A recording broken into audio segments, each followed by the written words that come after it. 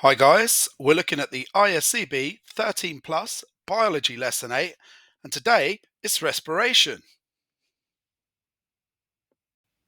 Anytime we move our bodies, like this woman in the picture above, we need energy. In fact, for all the 7 signs of life, we need energy. Do you remember the 7 processes of life? Mrs. Gren, movement, respiration, sensitivity, growth, reproduction, excretion and nutrition. All of these require energy.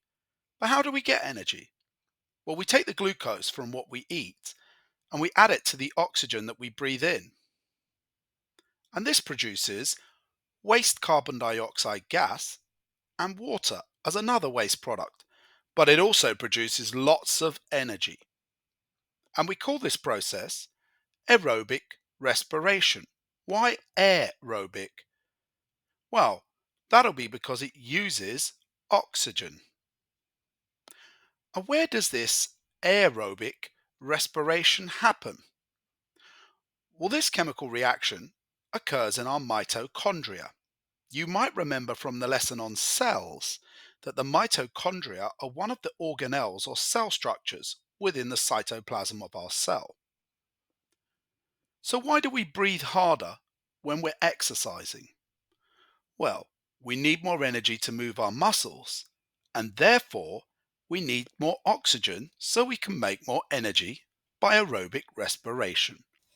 There is another type of respiration called anaerobic respiration, and it happens in humans and all other animals. Anaerobic means without oxygen. In this situation, during intense exercise, when you're working very hard, the muscles can't get oxygen quickly enough to make energy. So we have to make energy without oxygen. And we do this by breaking down the glucose stored in the muscles and turning it into lactic acid.